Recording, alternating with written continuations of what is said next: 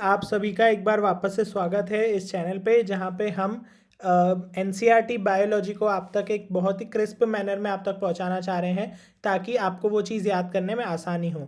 मेरा नाम अक्षय जुनेजा है और मैं एमबीबीएस फाइनल ईयर स्टूडेंट हूँ। तो चलिए शुरू करते हैं। और आज का जो क्वेश्चन है आपके लिए वो ये क्वेश्चन है कि आपको एक तो मैंने देखा कि मैंने टेलीग्राम चैनल पे मेरे पोल कराया था, तो सबसे टफेस्ट चैप्टर आप लोगों को मॉलिक्यूलर बायोलॉजी लगा, राइट। तो एक उसमें कौन सा पार्ट आपको सबसे टफेस्ट लगता है वो बताओ।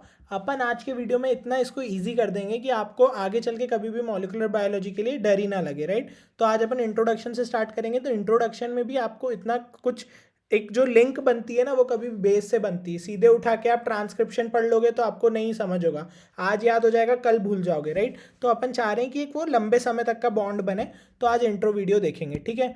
तो अब मेरी भी आपसे गुंजाइश है, आपकी भी मेरे से गुंजाइश है। तो मेरी क्या आपसे अपील है कि इस चैनल को अपने दोस्तों तक पहुंचाएं, बिकॉज मेरा बेसिकली जो चैनल है वो एमबीबीएस का चैनल है और अब नीट का मैंने अभी शुरू किया है। तो आई होप आप इसे शेयर करें।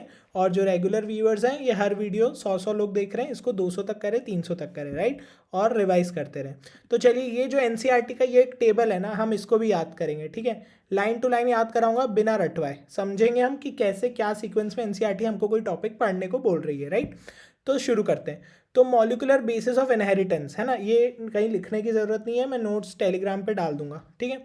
तो मॉलिक्यूलर बेसिस ऑफ इनहेरिटेंस का मतलब क्या है?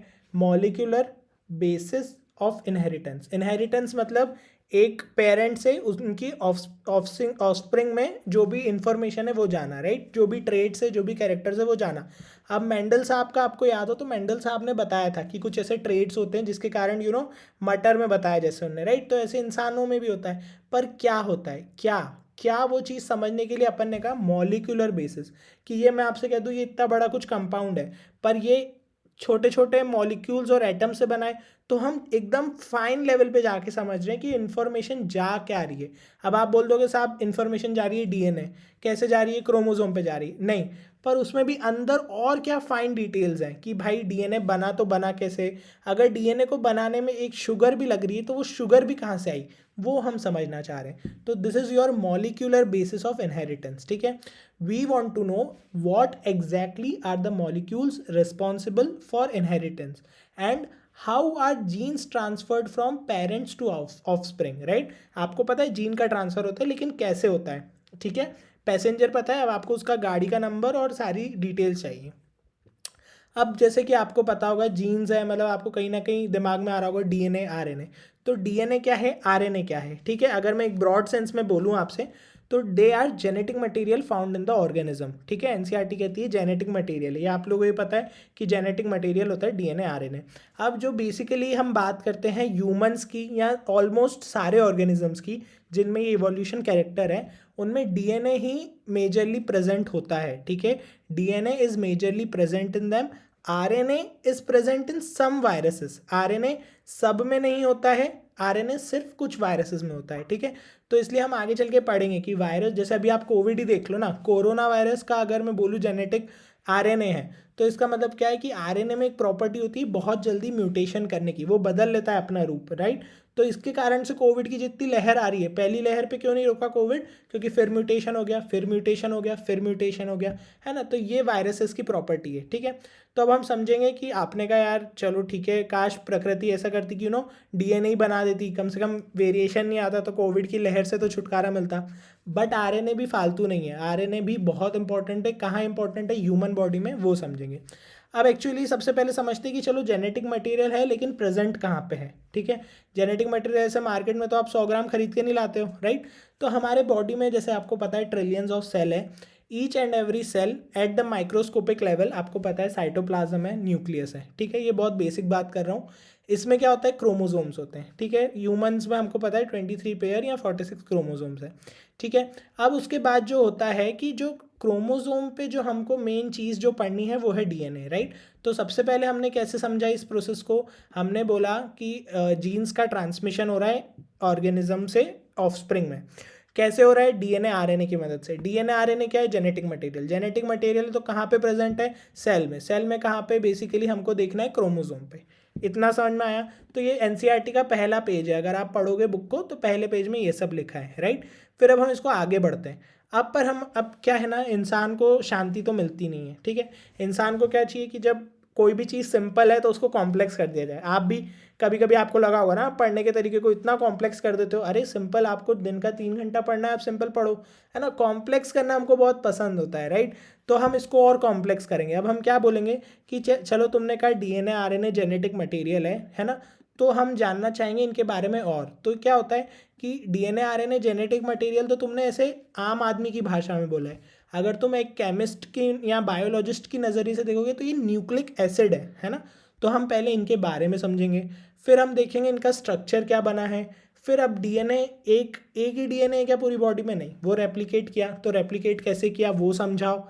फिर ट्रांसक्रिप्शन, अब मैंने आपसे बोला था आरएनए जो होता है, देखो अभी मैं आपको बताऊंगा। आरएनए का काम होता है मैसेंजर का, है ना। जैसे डीएनए तो क्या है, डीएनए ट्रांसफर हो रहा है मेनली पेरेंट्स से ऑफस्प्रिंग, अपन ऐसा बोलते हैं, जेनेटिक मटेरियल है ऑर्गेनिजम्स का। तो आरएनए नल्ला तो है नहीं, आरएनए के भी काम है। आरएनए का काम है मैसेंजर, ये मैसेज यहाँ से यहाँ पहुँचाना, ठीक है। तो डीएनए क्या है, डीएनए है फेसबुक, कि चलो फेसबुक है आपका एक बहुत बड़ा ऑर्गेनाइजेशन जहाँ पे आपने अकाउंट बनाया, लेकिन उसमें जो मैसेंजर है, मैसेंजर ऐप अलग से इंस्टॉल करते हो ना, मैसेज तो तभी जाएगा ना, नहीं तो बस दोस्तों से कनेक्ट रह पाओगे, मैसेज ही नहीं दे पाओगे, है ना। तो आरएनए का काम मैसेंजर है। अब वो कह रहा है कि ट्रांसक्रिप्शन नाम की एक प्रोसेस हम पढ़ेंगे कि डीएनए को आरएनए बनाना होता है, तो कैसे बनाया। फिर उसके बाद अब ये पूरा मिला, जब डीएनए आरएनए सारी चीज़ें हुई तो एक जेनेटिक कोड बना। वो कोड क्या है, जैसे आप कोड, कोई भी चीज़ को कोड बोलते हो ना, ये कोड है इसका, इसमें हम सारा, एक ड्रॉअर है उसमें कोड लगा दिया, उसमें ये सारा सामान रखेंगे, तो एक जेनेटिक कोड बना। फिर ट्रांसलेशन क्या प्रोसेस होती है, हमने वो समझना है कि आरएनए बन गया, अब उससे प्रोटीन कैसे बना, प्रोटीन बनने की प्रोसेस ट्रांसलेशन को समझेंगे, और वो रेगुलेट कैसे हो रही है, ठीक है। तो बहुत हैवी नाम है, पर कुछ नहीं है, ये इंडेक्स अब आप याद कर लोगे। क्या, पहले डीएनए, पहले सर्च हुआ जेनेटिक मटेरियल क्या है, ठीक है, वो पता चला डीएनए है। पर आरएनए बेवकूफ़ नहीं है, आरएनए का एक अलग वर्ल्ड है जो कि वायरसेस है, जो कि ह्यूमंस को तक सबसे ज़्यादा परेशान कर रही है, राइट। तो DNA search for genetic material, RNA का वर्ल्ड। फिर डीएनए खुद कैसे मल्टीप्लाई हुआ, डीएनए से आरएनए कैसे बना, फिर उसके बाद जेनेटिक कोड बन गया, फिर उससे ट्रांसलेशन हुआ, ट्रांसलेशन होने के बाद ये पूरी प्रोसेस रेगुलेटेड कैसे। अगर आपको याद हो कैंसर में बोला था, कैंसर में कोई भी चीज़ गलत हो जाती है, डिस्टर्बेंस हो जाता है, तो ये रेगुलेशन लॉस्ट हो जाता है, तो कैंसर हो सकता है। फिर अपन क्या कर रहे हैं आज की तारीख में, आज की तारीख में अपन एक इंसान के अंदर जितने भी जीन्स होते हैं, जितने भी डीएनए, जितने भी कोडॉन होते हैं, सब कुछ लिख रहे हैं, मतलब उसको कोडिंग कर रहे हैं, ठीक है। जिससे क्या होगा, आगे चल के किसी में कोई भी बीमारी हुई उस जेनेटिक म्यूटेशन के कारण, तो उसको उसी से ठीक कर दिया जाएगा, राइट। तो उस प्रोजेक्ट को कहते हैं ह्यूमन जीनोम प्रोजेक्ट। उसमें लाखों करोड़ों रुपए लगे हुए हैं साइंटिस्ट के, ये जो करोड़पति लोग हैं जो फंडिंग करते हैं। और फिर डीएनए फिंगरप्रिंटिंग, जो जैसे आप फिंगरप्रिंट होता है वैसे आप डीएनए को एग्जैक्ट पूरा ट्रेस कर रहे हो कि वो क्या है, ताकि आप उससे बीमारियां ठीक कर पाओ। तो ये सारी चीज़ें आपको याद रखनी है। चैप्टर में हम एक एक करके सारी चीज़ें देखेंगे, घबराना कहीं पे भी नहीं है, बस समझते जाओ, ठीक है। ये लेवल समझ में आ गया। फिर आपने ये समझा, अब आपको मैंने बोला न्यूक्लिक एसिड को थोड़ा और डिफाइन करो। अब सबसे पहला काम करेंगे न्यूक्लिक एसिड, आज के वीडियो में यही करेंगे, इंट्रोडक्शन है। अगले वीडियो में मैं आपको स्ट्रक्चर बताऊंगा, फिर एप्लीकेशन, फिर ट्रांसक्रिप्शन। तो न्यूक्लिक एसिड क्या है, दो हैं, DNA RNA. DNA is the common genetic material and can be transferred from parents to offspring, it is generally double stranded, ठीक है। RNA is present in viruses and can be transferred among the viruses. It mostly functions as messenger, काम बस यहाँ से यहाँ message पहुँचाना, ठीक है। इसके अलावा ये एनसीईआरटी का एक क्वेश्चन है जो आपके नीट एग्जाम में आता है कि आरएनए का कौन सा फंक्शन नहीं है। तो आरएनए के ये 4 फंक्शन में वो एक ऑप्शन हटा के कुछ और लिख देगा और आपको वो टिक करना रहेगा, राइट। तो और क्या 3 फंक्शन है, स्ट्रक्चरल, अडाप्टर और कैटालिटिक मॉलिक्यूल है। इसका मतलब क्या है, स्ट्रक्चरल का अभी आप समझ लो, मतलब कि स्ट्रक्चर बनाता होगा, देखेंगे, ठीक है। अडाप्टर मतलब बेसिकली एक, जैसे ये फ़ोन है, फ़ोन का आप चार्जर का अडाप्टर होता है ना, वैसे अडाप्टर। और कैटालिटिक मतलब कैटाबॉलिज्म, एनाबॉलिज्म, कोई भी एनर्जी प्रोसेस कराने में काम करेगा, राइट। तो ये चीज़ मैं आपको आरएनए में बताऊंगा, अभी आप छोड़ दो। तो आपको इतना पता होना चाहिए कि क्या अंतर है डीएनए और आरएनए में। आरएनए के 4 function, messenger, structural, adapter, catalytic, ठीक है, ये cool. Now next proceed to something else. अब हम क्या पढ़ेंगे, डीएनए। मैंने आपको बोला स्ट्रक्चर मैं आगे बताऊंगा अगले वीडियो में, बट यहाँ पे डीएनए बता देता हूँ, ठीक है। तो डीएनए क्या होता है कि डीएनए में बेसिकली अभी मैं आपको बताऊंगा कि इसका जो यूनिट होता है वो होता है न्यूक्लियोटाइड। अभी आपका घर है, ये रूम बना हुआ है ना। तो क्या ये रूम ऐसे सीधे रूम बन गया, नहीं, इसमें पहले बहुत सारी ईंटें जोड़ी गई, है ना। तो जो न्यूक्लियोटाइड है वो बहुत सारे जोड़ जोड़ के डीएनए बनाए, राइट। तो हम क्या बोलेंगे, अब ये जैसे रूम है तो अगर मैं बोलूँ 1000 ईंटें हैं, राइट, बड़ा रूम होगा 4000 ईंटें होंगी, इससे बड़ा कोई होटल होगा, लाखों ईंटें होंगी, है ना। तो हम length of any DNA can be defined by the number of nucleotide it contain. बस इतनी सीधी सी लाइन है एनसीईआरटी की, इसी को उलझा देते हो आप, इसको इनकरेक्ट स्टेटमेंट टेक करके आ जाते हो, तो नहीं, सही बात है, ठीक है। All the diverse living organisms which have DNA as genetic material do not have the same length or same base pair. They vary depending on the type of organism. ये भी लॉजिक की बात है। अब मैंने जहाँ से आपका ये रूम है, एक होटल है, तो क्या मैं बोल दूँ मेरे रूम में भी भाई 1 लाख ईंट है और होटल में भी 1 लाख ईंट है? नहीं ना। तो बेसिकली जो भी डाइवर्स लिविंग ऑर्गेनिज्म है, अब हम सबसे सुपीरियर हैं, हम सबसे हायर लेवल के ऑर्गेनिज्म हैं, तो हम में ज़्यादा डीएनए, हम में ज़्यादा न्यूक्लियोटाइड की लेंथ, न्यूक्लियोटाइड को हम बेस पेयर के हिसाब से भी तोल सकते हैं, तो हम में वो भी ज़्यादा होगा, ठीक है। तो they will very depending on the type of organism. तो आपको नीट में हर साल एक क्वेश्चन आता है कि किस ऑर्गेनिज्म में कितने ये बेस पेयर हैं या न्यूक्लियोटाइड की क्या संख्या है, ठीक है। तो बेस पेयर अलग चीज़ होती है, न्यूक्लियोटाइड अलग चीज़ होती है। तो जो आपको याद रखना है वो कंटेंट यहाँ लिखा है, ये रट लो 2-4 बार बोल के, अब इसका मैं कुछ याद नहीं करा पाऊंगा।